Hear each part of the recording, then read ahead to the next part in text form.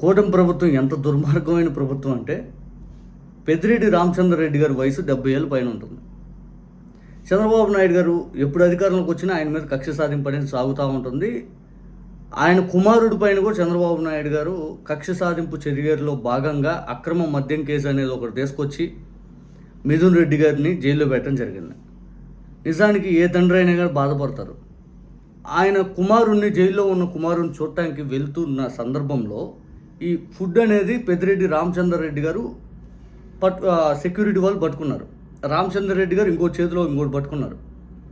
ఇప్పుడు సెక్యూరిటీ వాళ్ళు రామచంద్రారెడ్డి గారు అన్ని వస్తువులు తీసుకెళ్ళలేరు కదా. ఇప్పుడు దిండు కానీ లేకపోతే ఇంకో చిన్న చిన్న వస్తువులు ఏమైనా ఉన్నా కానీ జైల్లో ఆయన కుమారుడికి అందించడానికి అన్ని రామచంద్రారెడ్డి గారు పెద్ద ఆయన వయసులో ఆయన ఒక్కడు పట్టుకోలేడు కదా.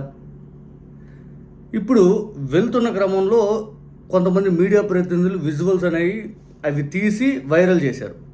దీంతో హోమ్ మినిస్టర్ అంతే గారు, అంత పెద్ద ఆయన అన్నీ పట్టుకొని పోలేడు ఒక్క మనిషి, పక్కన ఉన్నటువంటి వ్యక్తులు సాయం చేస్తే అంతే గారు ఏం మాట్లాడారు వినండి.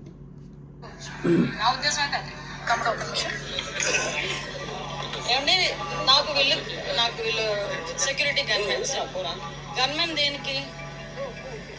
మనకి సెక్యూరిటీ గురించి ఎవరైనా గబుక్మని వచ్చినా, ఎవరైనా అటాక్ చేయాలనుకున్నా, అటాక్ చేసే పరిస్థితులు ఉన్నా కూడా గన్మెన్ అన్న వాళ్ళు అలర్ట్గా ఉండాలి.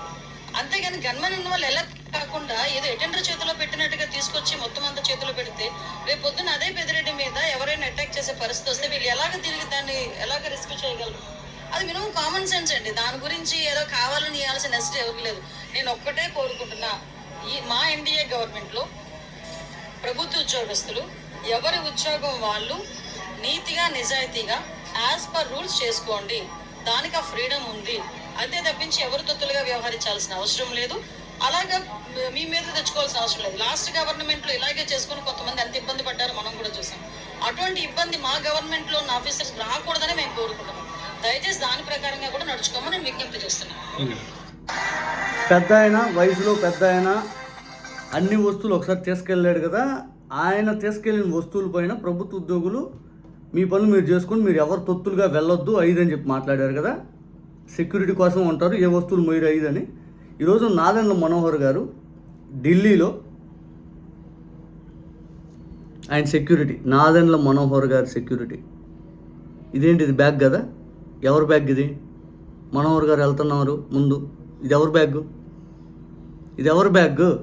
నాడు పెద్దిరెడ్డి గారు ఈ ఫుడ్ కానీ పిల్లోస్ కానీ అన్నీ ఒక్కరు తీసుకెళ్ళలేరు కాబట్టి ఆయన కొద్దిగా హెల్ప్ చేశారు. వయసులో పెద్ద ఆయన కాబట్టి.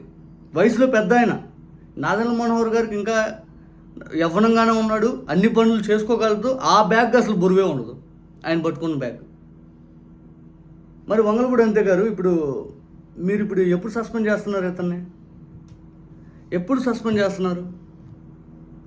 అంటే మీ దాకా వస్తే ఒక న్యాయం, మీ కక్ష సాధింపులు ఎలా ఉన్నాయి ఇప్పుడు దీన్ని బట్టి అర్థమవుతూ ఉంటుంది. మీ కక్ష సాధింపు, మీ విధానాలు, మీ మాటలు, మీ ఆలోచనలు. నిజానికి వంగలపూడి అంతే గారు మీరు మాట్లాడే మాట బేసికల్లీ అసలు నిజంగా మీ స్పీచ్లో వినాలన్నా కూడా అమ్మో ఏమేం మాట్లాడతారో బాబోయ్ మన కుదుర బాబోయ్ అని తట్టయిపోయింది పబ్లిక్. అంటే నోరు అనేది మీరు ఎట్లా పడితే వాడు వీడు అంటూ కొన్ని జగన్ గారిని కూడా ఎట్లా పడితే అట్లా మాట్లాడటం బేసికల్లీ మీ కార్యకర్తలు నచ్చిద్దాం. కానీ న్యూట్రల్గా ఉండే పబ్లిక్ కూడా ఆయన స్థాయి అంతా మీ స్థాయి అంతా అని చూడరా. ఒక్కసారి ఎమ్మెల్యే, ఇది రెండోసారి ఎమ్మెల్యే. మీ టికెట్ మీకే గట్టిగా నిలబడిద్దో తెలియదు. రెండోది వచ్చేసరికి మీ నియోజకవర్గంలో మీకు వ్యతిరేకంగా ఇంకో వర్గం ఉంటుంది. పెద్ద ఆయన్ని పట్టుకొని ఎట్లా ఎవరినైనా కానీ మీరు నిజంగా ఆ అవతల నీతులు చెప్తారు సోషల్ మీడియా, అటువంటి పోస్టులు ఇటువంటి పోస్టులు అని.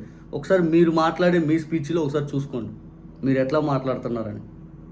మీరే ఆందోళన చెందుతారు నేను ఇట్లా మాట్లాడానా అని. మేబీ మిమ్మల్ని మీరు ఎక్కువ ఊహించుకుంటున్నారు ఈ పదవి వచ్చాక మాత్రం. ఇది మాత్రం వాస్తవం. నిజంగా హోమ్ మినిస్టర్ అయ్యాక మిమ్మల్ని మీరు ఎక్కువైతే ఊహించుకుంటున్నారు. ఎవరిని పడితే అట్లా మాట్లాడుతూ ఉన్నారు.